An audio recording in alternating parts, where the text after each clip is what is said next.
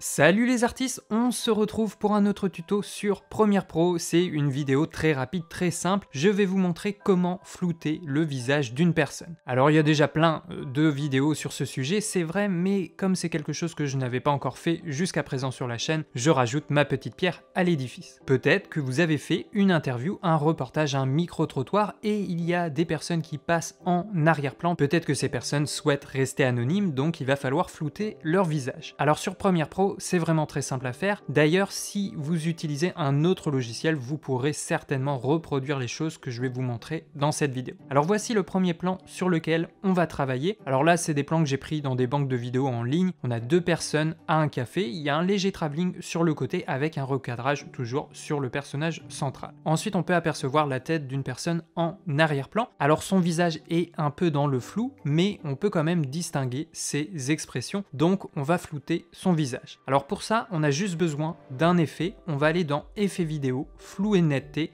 puis on va commencer par le flou gaussien.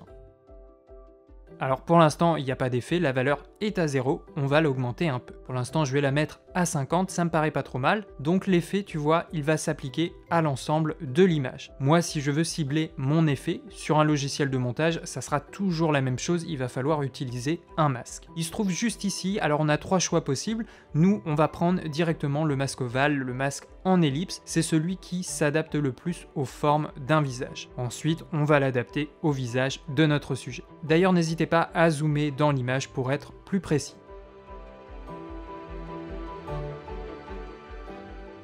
Donc là pour l'instant, voilà ce que ça donne en plein écran. C'est pas trop mal, mais les contours sont peut-être un peu durs, l'effet n'est pas très subtil. Donc pour ça, je peux simplement augmenter le contour progressif du masque. Et si besoin, je peux réajuster la taille du masque. Voilà le rendu en plein écran. C'est déjà un peu mieux. Maintenant, le truc, c'est que si je lance la vidéo, comme il y a du mouvement, le visage du sujet va sortir du masque. Donc pour ce plan, tu t'en doutes, il va falloir animer le masque. Alors ce n'est pas bien compliqué, on positionne la tête de lecture au début du plan, à la première image de notre vidéo. Ensuite, on réajuste le masque sur le visage, et puis on va activer le chronomètre du tracé du masque. Maintenant, sur Premiere Pro, il y a une fonction automatique de tracking. Je la conseille pas forcément tout le temps, mais là en principe pour ce genre d'effet, on peut l'utiliser, ça devrait bien fonctionner. Donc on va cliquer juste ici, sur la flèche vers la droite, ça va lancer les calculs du tracking. Bon là, très mauvais exemple, je sais pas trop pourquoi, mais le tracking n'a pas l'air de fonctionner sur mon ordinateur, en tout cas avec la dernière version. Peut-être que mes composants sont un peu trop vieux, en tout cas vous pouvez essayer la fonction automatique, ça devrait bien fonctionner. Moi du coup, je vais vous montrer comment faire le tracking manuellement. Alors ce n'est pas très compliqué, même là ça va être plutôt rapide. Une fois que tu as activé le chronomètre, on va se déplacer d'une ou plusieurs images et on va ajuster la position du masque. Là, comme le mouvement de la caméra est plutôt constant et fluide, on peut se déplacer de plusieurs images puis réajuster le masque. À tout moment, tu peux changer sa taille ou encore sa rotation.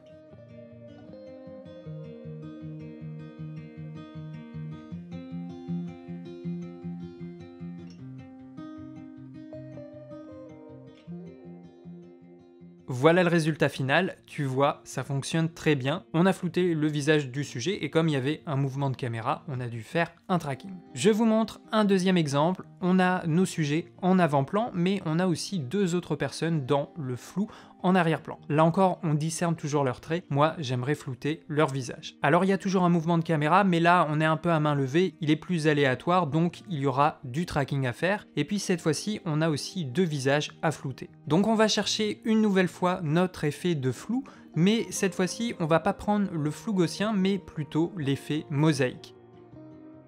Souvent, ça va être plutôt cet effet qu'on utilise quand on veut flouter le visage d'une personne. Alors il faut adapter les réglages, là ça dépendra vraiment de votre sujet et de sa présence dans le plan. Ensuite, même chose, on va créer un masque en ellipse, on l'adapte à la taille du visage en question.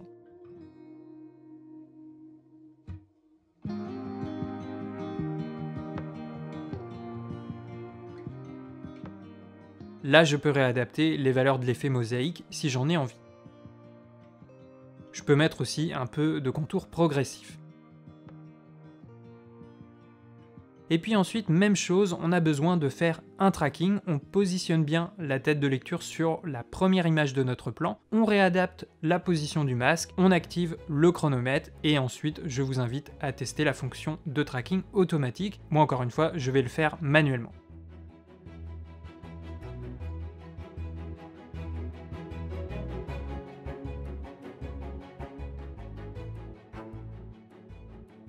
Voilà, très simple, tu vois, ça m'a pris moins d'1 minute, ça fonctionne bien, l'effet est ciblé sur le visage du sujet. Maintenant, il nous reste le deuxième visage à flouter. Alors, si vos personnages ont des mouvements très différents ou alors des placements différents dans l'image, je vous conseille de réutiliser un deuxième effet de flou, comme ça vous pouvez adapter les réglages de l'effet à chaque visage. Moi dans mon exemple, comme là les deux sujets sont sur le même plan, je vais simplement créer un deuxième masque directement sur l'effet. Donc même chose, on adapte le masque au visage,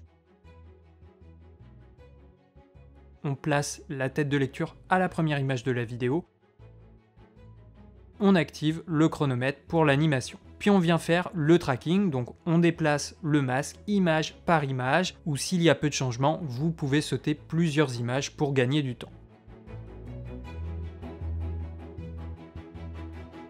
Voilà le rendu final, ça reste quand même assez subtil et les visages sont plutôt bien camouflés. Alors je vous montre encore un dernier exemple, voici le plan, on va essayer de flouter le visage du monsieur avec les lunettes de soleil. Là la différence par rapport aux autres cas, c'est qu'il y a beaucoup de mouvements, le sujet se déplace vers la caméra et en plus le cadreur se déplace, donc la valeur de plan augmente et aussi il fait une entrée et une sortie de champ. Alors le début c'est la même chose, je vais chercher mon effet mosaïque, enfin si vous préférez le flou gaussien vous pouvez l'utiliser. Donc on règle les paramètres de l'effet.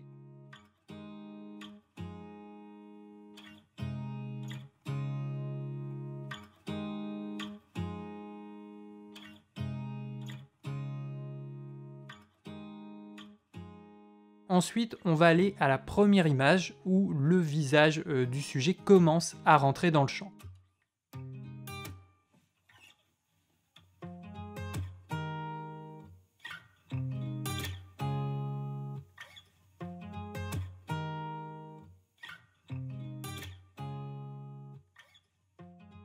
Là, on peut activer le chronomètre.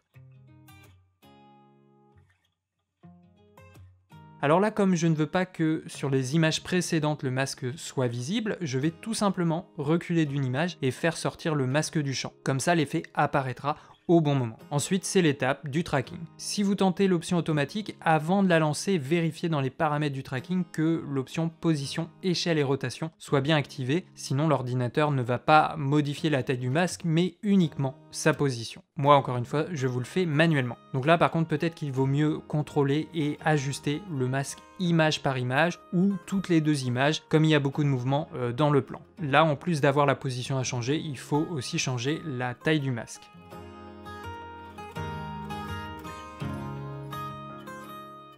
Et puis, quand le sujet sort du plan, comme au début, même chose, on fait sortir le masque du champ.